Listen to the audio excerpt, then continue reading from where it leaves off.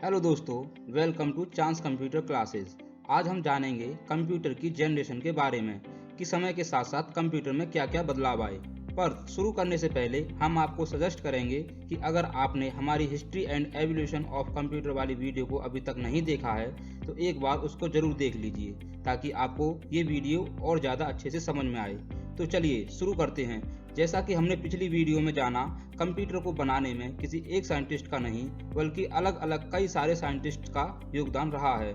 और हम बात करें कंप्यूटर की शुरुआत की तो इसकी शुरुआत लगभग 3000 ईसा पूर्व से ही हो चुकी थी, जब मेसोपोटामिया के लोगों ने लकड़ी के मनकों और तारों का यूज करके एक ऐसे डिवाइस को बना दिया था जिससे गिनती करना और आसान हो गया। फिर बाद में इसी डिवाइस को चीन द्वारा डेवलप किया गया और इसको अबेकस के नाम से जाना गया। इस डिवाइस को अबेकस नाम और न्यू स्ट्रक्चर देने के कारण अबेकस का आविष्कार चीन द्वारा माना जाता है। फिलहाल इसका उपयोग बच्चों को गिनती सिखाने के लिए स्कूल में भी करवाया जाता है। First generation of computer, computer की पहली पीढ़ी। दोस्तों, इस जनरेशन के कंप्यूटर में प्रोसेसिंग करने के लिए वैक्यूम ट्यूब्स का यूज किया गया, क्योंकि उन दिनों वैक्यूम ट्यूब का ही चलन था। वैक्यूम ट्यूब साइज में बड़े होने के कारण वह बहुत ज़्यादा गर्मी प्रोड्यूस करने के साथ साथ ज़्यादा बिजली की भी खपत किया करते थे। और फिर बात करें हम इस कंप्यूटर के साइज और वेट के बारे में, तो उस समय के कंप्यूटर का साइज लगभग 50 फीट लंबा और 30 फीट चौड़ा होने के साथ साथ इसका वजन लगभग 30 टन हुआ करता था। इस कंप्यूटर में प्रोसेसिंग के लिए लगभग 18,000 वैक्यूम ट्यूब का यूज किया गया, जिसको चलाने के लिए करीब 1.5 लाख वाट बिजली की आवश्यकता पड़ती थी, यानी कि एक गांव की बिजली से सिर्फ एक कंप्यूटर ही चल पाता था। इस पीढ़ी के कंप्यूटर में इनपुट और आउटपुट के लिए पंच टेप का यूज हुआ और डेटा को स्टोर करने के लिए मैग्नेटिक ड्रम्स का यूज किया जाता था। और फिर इसके बाद फर्स्ट जनरेशन में ही मशीन लैंग्वेज का आविष्कार हुआ। Second generation of computer, computer की दूसरी पीढ़ी। दोस्तों, सेकंड जनरेशन के कंप्यूटर में प्रोसेसिंग के लिए वैक्यूम ट्यूब की जगह ट्रांजिस्टर का यूज होने लगा और कंप्यूटर का आकार घटकर और छोटा हो गया, क्योंकि ट्रांजिस्टर का आकार वैक्यूम ट्यूब की तुलना में बहुत छोटा होता है।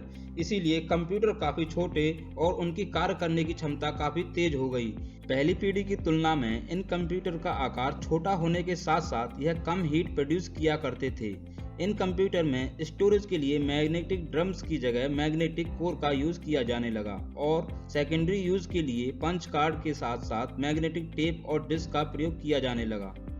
इसी जनरेशन में हाई लेवल लैंग्वेज का आविष्कार भी हुआ, जैसे कि फोर्ट्रॉन, कोबोल आदि।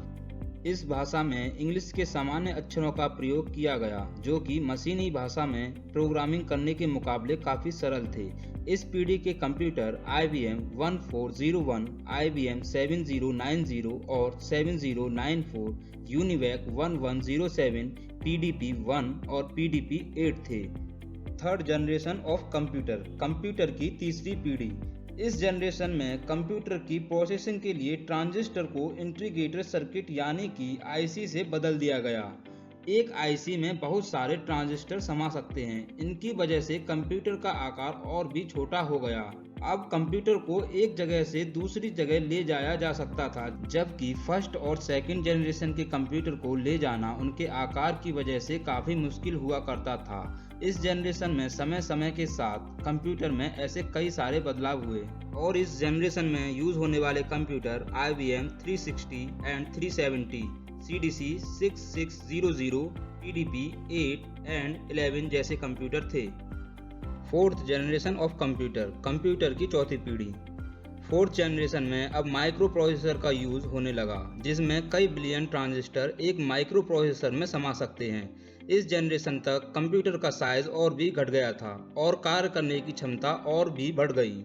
इसी जनरेशन में कंप्यूटर पोर्टेबल हुए, जिनको हम लैपटॉप कहते हैं। इन कंप्यूटर में स्टोरेज के लिए मैग्नेटिक डिस्क की जगह सेमीकंडक्टर का यूज होना शुरू हुआ, जिसकी वजह से यह और भी फास्ट हो गए और इसी में लैन वैन का प्रचलन और मल्टीमीडिया का विकास भी हुआ। और इसी पीढ़ी में ही C लैंग्वेज का आविष्कार होने के साथ साथ इस पीढ़ी के अंत तक कंप्यूटर को काफी छोटा और तेजी से काम करने के लिए सक्षम बना दिया गया।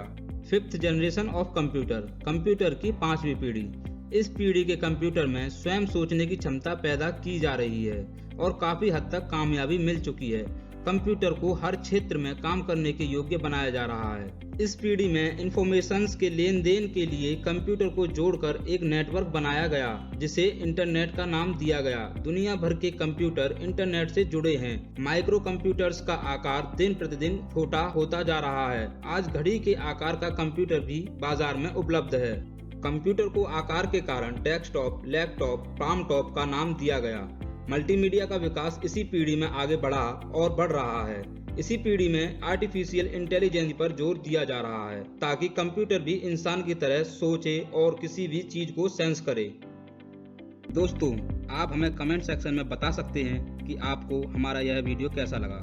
इस चैनल को जरूर सब्सक्राइब कीजिए और साथ ही बेल का बटन दबा दीजिए, ताकि आप ऐसी नॉलेजेबल वीडियो कभी मिस ना करें। और इस वीडियो को लाइक जरूर कीजिएगा, ताकि हमारा कॉन्फिडेंस बढ़ा रहे।